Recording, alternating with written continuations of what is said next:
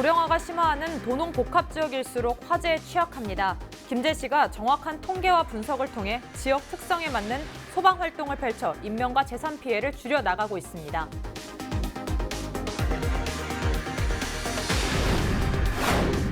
권익현 부안군수는 올해 수소 경제를 미래 먹거리 산업으로 육성해 지역 경제 발전 동력으로 삼겠다고 밝혔습니다.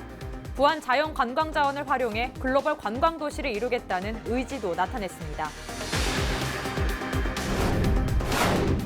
정읍시의회에서는 전남 영광에 있는 한빛 원전에서 잇따른 결함이 발견되자 대책 특별위를 만들어 대응에 나섰습니다.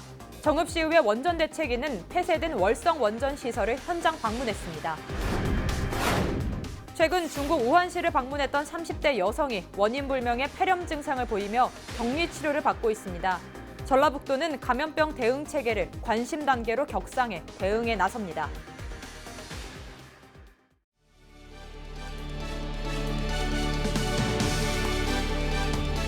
시청자 여러분 안녕하십니까? 헬로티비 뉴스 전북입니다. 첫 소식입니다. 고령화가 심화하는 도농 복합 지역일수록 화재에 취약하고 구조와 구급의 손길이 필요한 곳이 늘고 있습니다. 정확한 통계와 분석을 통해 지역 특성에 맞는 소방 활동을 이어가면서 인명과 재산 피해를 줄여나가고 있는 김제시를 정명기 기자가 다녀왔습니다. 김제시 금산면의 한 나지막한 산. 푸르던 숲과 잡초들이 시커멓게 변했습니다. 이불로 쓰레기를 태우던 77살 노인이 갑자기 번진 불을 피하지 못하고 숨졌습니다.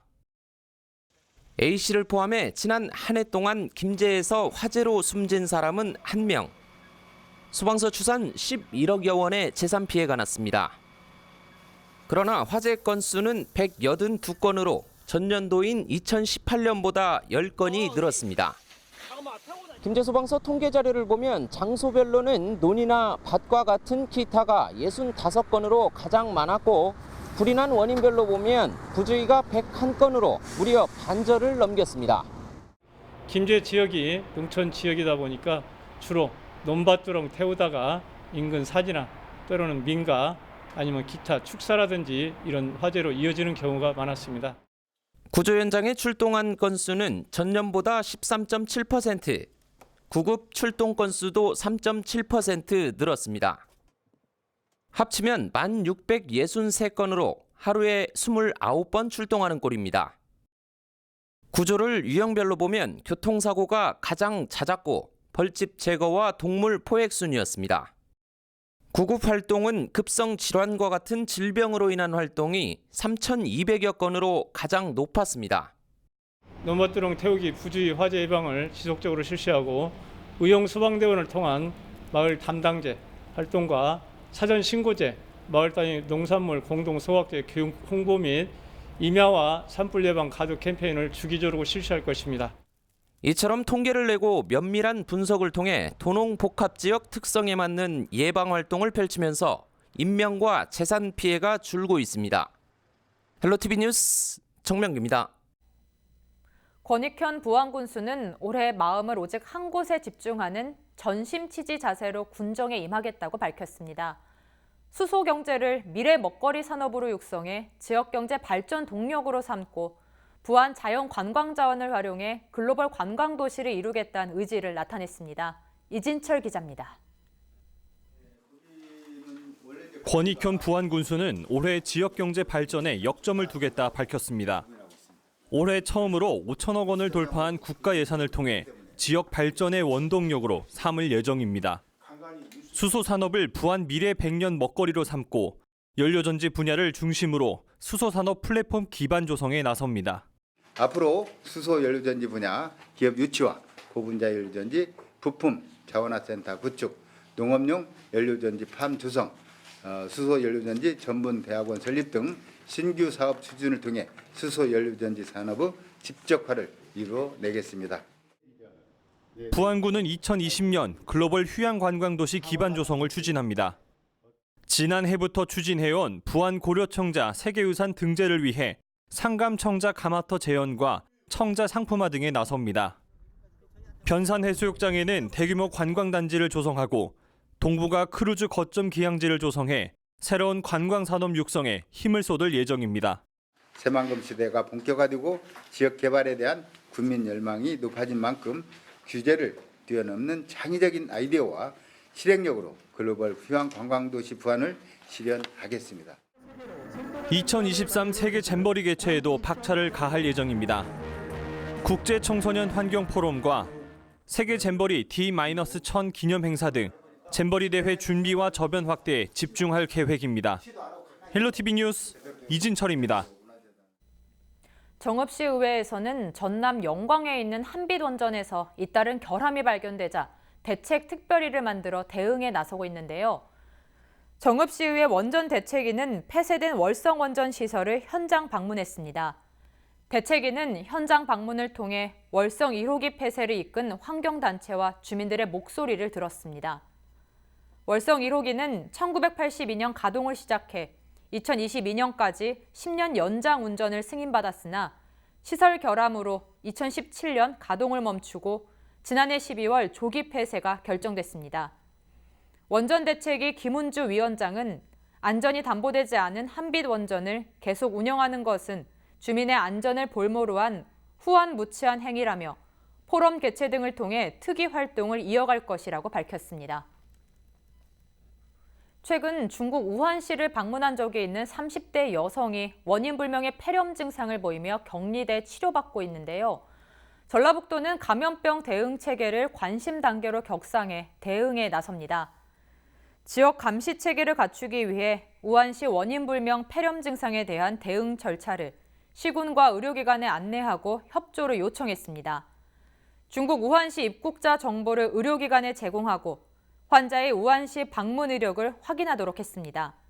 전라북도는 전북대병원과 원광대병원에 국가지정 입원 치료 병상을 마련하기로 했습니다.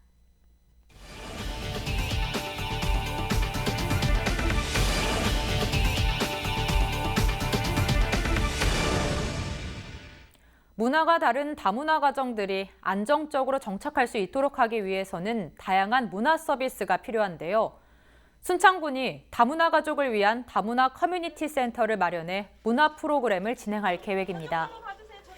순창군은 최근 다문화 가족의 교류와 소통 공간인 다가온 개소식을 가졌습니다. 다문화 문화센터인 다가온은 순창군 행복누리센터 3층에 조성됐으며 요리 공간과 자조 모임 공산, 수유실 등을 갖추고 있습니다. 또 다문화 여성들이 한국 생활에서 겪는 각종 어려움들을 이야기하고 고국에 대한 그리움을 해소하는 공간도 조성됐습니다. 앞으로 이곳은 다문화 가족의 사랑방으로서 다문화 가족들이 순창에 좀 더 안정적으로 정착할 수 있는 역할을 할 것으로 기대하고 있습니다. 우리 먹거리 안전의 중요성은 아무리 강조해도 지나치지 않은데요. 부안해양경찰서는 설 명절을 앞두고 수산물 밀수와 불법 유통 등 먹거리 안전 침해 사범에 대해 특별 단속에 나섭니다. 이번 단속은 오는 31일까지 단속 전담반을 편성해 파출소, 경비함정 등 해상, 육상, 현장 세력을 연계해 추진합니다.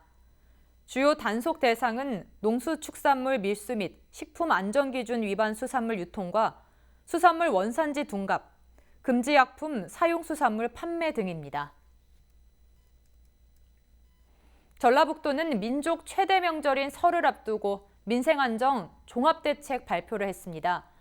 이번 민생안전 종합대책은 8개 분야 21개로 마련됐습니다.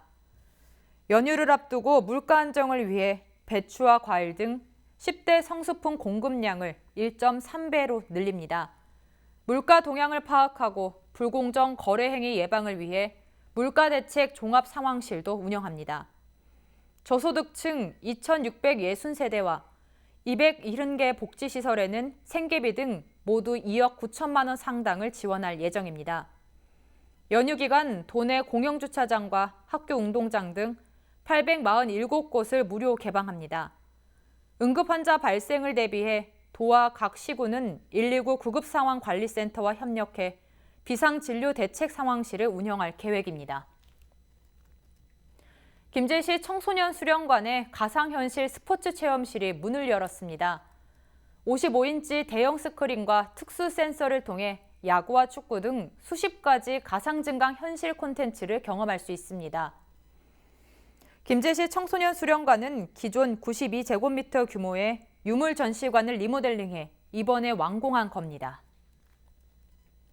고령 운전자의 교통사고가 증가하면서 최근 사회적 이슈로 떠오르고 있습니다. 부안군이 이를 해결하기 위해 올해부터 고령자 운전면허 자진 반납 지원 사업을 시행합니다. 신청 대상은 부안군에 주소를 두고 있는 만 70세 이상의 운전면허 소지자입니다. 신청 방법은 부안경찰서에서 면허증 반납 이후 취소 결정 통지서를 지참해 부안군청에 방문 접수하면 1회에 한해 20만 원 상당의 부안사랑 상품권을 지급받을 수 있습니다. 부안군은 이번 사업을 통해 신청자가 많을 경우 추가 예산을 확보한 이후 지원을 확대해 나갈 방침입니다. 나무와 숲과 같은 산림자산은 잘 가꾸고 보존해 나가는 게 중요한데요. 정읍시는 산림 분야 재정 일자리 사업 참여자 95명을 오는 18일까지 모집합니다. 모집 대상은 산사태 현장 예방단, 산림병해충 예찰 방제단, 숲생태관리원 등 9개 분야입니다. 응시 자격은 만 18세 이상이며 공고일 기준 주민등록상 거주지가 정읍지역이어야 합니다. 희망자는 시청 산림녹지과에 문의한 이후 각 분야에 맞는 증빙 서류를 갖춰 방문 신청하면 됩니다. 시민들이 내는 세금은 지자체 운영에 중요한 재원이 되는데요. 부안군이 2019년 지방세외 수입 운영 실적 평가 결과에서 1등급을 받았습니다. 이번 평가는 세외 수입 징수율 등 3개 분야의 지표와 징수 전담팀 설치 및 운영 실적 등 정책 지표 등을 토대로 이뤄졌습니다. 부안군은 징수 체납 운영에서 우수한 실적을 달성했으며 세외 수입의 상시 체계적 관리 측면에서 높은 평가를 받았습니다. 부안군은 지난해 강력한 체납 처분을 실시함으로써 12억 9,600만 원을 징수했습니다. 고향을 떠나 다른 지방에서 학교를 다니는 지역 학생들을 위해 마련한 공간이 장학숙인데요. 전라북도가 2020년 서울 전주장학숙 신규 입사생을 모집합니다. 이번 모집은 서울 장학숙 120명, 전주 장학숙 120명 등 모두 240명으로 오는 8일부터 2월 7일까지 접수를 합니다. 서울 장학숙은 수도권 소재대학, 전문대학 등 신입생과 재학생이며 전주 장학숙은 전라북도 소재대학 학생으로 전라북도에 1년 이상 보호자의 주민등록이 돼 있어야 신청할 수 있습니다. 장학숙 입사생은 입사비 7만 원과 매월 부담금 15만 원을 내면 숙식을 포함해 독서실, 휴게실 등 장학숙의 편의시설을 이용할 수 있습니다.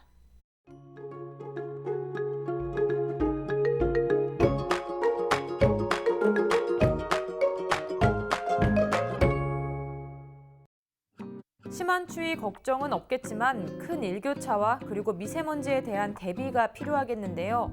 우리 지역 영하 4도로 시작해 낮 최고 기온 6도까지 오르면서 예년 이맘때 기온을 웃돌겠습니다. 시간대에 맞는 옷차림 잘 하시기 바랍니다. 초미세먼지 농도 나쁨 단계가 예상됩니다. 바깥 활동하기 전에 미세먼지 상황 잘 살피시기 바랍니다. 주간 날씨입니다. 주 후반 눈비 소식 없이 대체로 구름만 많겠고 아침 기온은 영하권에 머물겠습니다.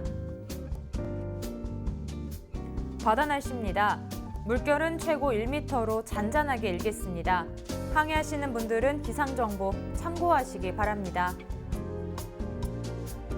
전국 날씨입니다. 주말인 토요일은 오전부터 중국발 스모그가 유입되며 대기질이 더 나빠지겠습니다. 제주를 제외한 전국의 초미세먼지 농도가 나쁨 수준까지 오르겠습니다. 토요일 새벽 한때 중부 내륙에는 눈이 날리겠고 제주도에는 밤사이 비가 조금 내리겠습니다. 기온은 예년 수준을 웃돌며 심한 추위는 없겠습니다. 올겨울 유난히 포근한 날씨가 이어지고 있는데요. 다음 주에도 예년보다 포근한 날씨가 이어지겠고 1월 말까지도 큰 추위가 찾아올 가능성은 낮을 것으로 전망됩니다. 큰 일교차에 대비 잘하셔서 건강한 주말 보내시기 바랍니다. 지금까지 날씨 전해드렸습니다. 이상으로 뉴스를 마칩니다. 저희는 언제나 지역 주민 여러분 곁에 있겠습니다. 고맙습니다.